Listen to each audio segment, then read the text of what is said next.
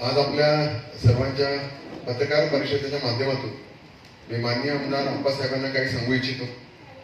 माननीय आमदार साहेब, ही लढाई, हे इलेक्शन तुमच्या आणि माझ्यामध्ये आहे.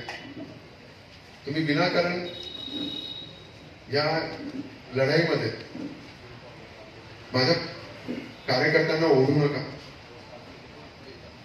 तुमच्या मार्फत त्यांना धमक्या दिल्या जात आहेत, चुकीची आमिष प्रलोभने दिली जात आहे.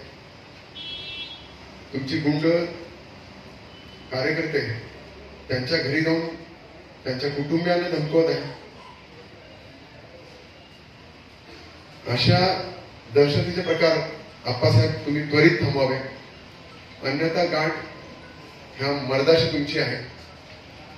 खरं तर अप्पासाहेब, मी मागच्या प्रेस कॉन्फरन्सला तुम्हाला ठणकावून सांगितलं होतं की जो डमी अमोल शिंदे तुम्ही उभा केलेला आहे, हा तुम्हीच उभा केलेला आहे. आणि त्याचे 2 प्रश्न मी तुम्हाला विचारले होते, पण आज पाहतो तुम्ही त्याला डिनाय केलं नाही. याचा अर्थ सर्व जनतेला माहिती झालेला आहे की तो उमेदवार तुम्ही उभा केला आहे. किंबहुना तुम्ही इतके घाबरलेले आहात की तुमच्या स्वखर्चाने तुम्ही त्याचा प्रचार पण करत आहात. त्याच्या प्रचाराच्या तुम्ही गाड्या लावलेल्या आहात, त्याच्या नावाने तुम्ही मेसेज पाठवत आहात.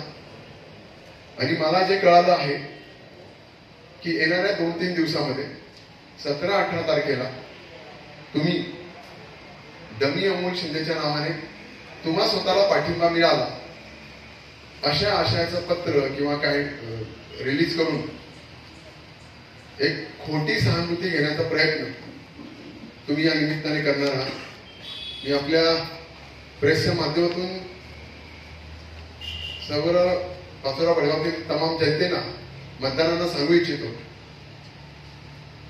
की माननीय आमदार अशा प्रकारचं म्हणजे अत्यंत खालच्या दर्जाचं राजकारण आपल्या मतदारसंघामध्ये करत आहे.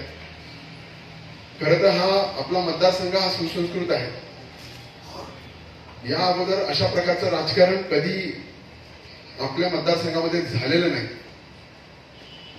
पण आपल्या मुलाचं, आपल्या कुटुंबाचं राजकारणामध्ये स्थिर करण्याकरता, स्वतःला आमदार म्हणून घेण्याकरता तुम्ही वाटेल त्या लेवलला जाण्याचा प्रयत्न या निमित्ताने करत आहात. खरं मला काही माझे वरिष्ठ पोलीस अधिकारी आहेत, त्यांच्या माध्यमातून मला सांगण्यात आलं की अमोल भाऊ, तुम्ही जरा जपून राहा, नीट राहा. मान्य आमदार ह्या इलेक्शनला जिंकण्याकरता वाटेल त्या लेवलला जाण्याच्या प्रकारात आहात. तुमच्या जीवाचंही बरं वाईट होऊ शकतं किंवा कुठल्याही खालच्या पातळीवर जाऊन ते राजकारण करू शकतात. अशा प्रकारचा एक संदेश मला पोलीस अधिकाऱ्यांकडे आलेला आहे. पण माननीय आमदारांना या निमित्ताने मी सांगू इच्छितो की आमदार साहेब, माझे निष्ठावान आणि प्रामाणिक कार्यकर्ते हे माझ्यासोबत आहेत. परिवर्तनाच्या यात्रेमध्ये सहभागी झालेल्या, माझ्यावर प्रेम करणारी पाचोरा भडगावची जनता माझ्यासोबत आहे. त्यांचं प्रेम माझ्यासोबत आहे.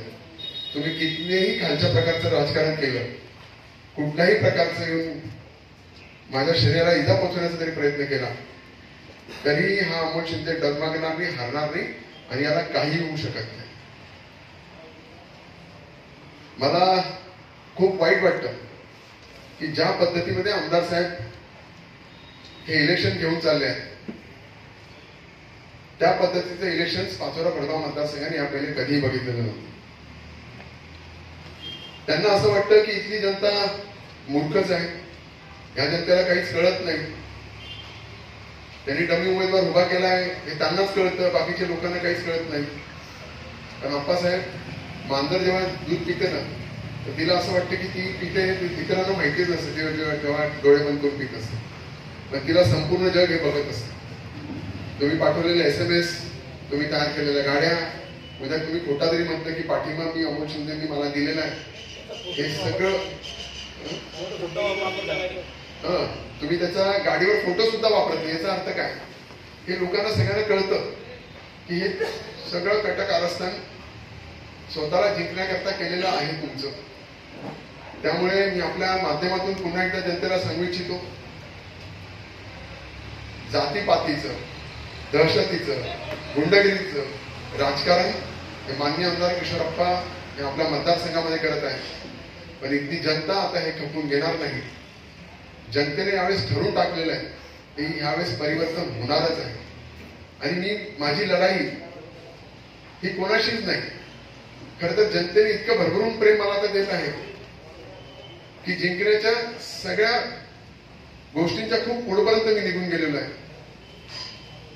ही लढाई जे हारणार आहेत त्यांच्यामध्येच आता राहिलेली आहे की मी 2 नंबरला मिळतो तर मला किती मतं मिळतात, मी 3 नंबरला मिळतो तर मला किती मतं मिळतात, अशा पद्धतीने आहे.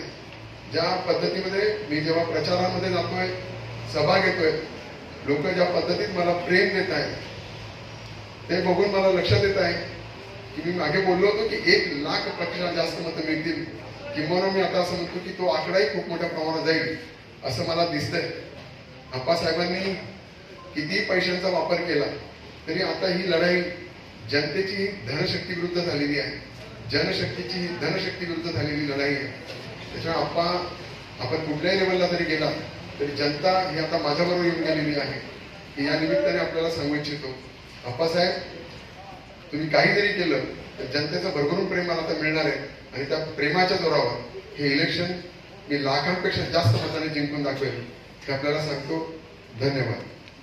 आमच्या चॅनलला लाईक करा, सबस्क्राईब करा, बेल आयकॉनवर क्लिक करा आणि हो शेअर करायला विसरू नका.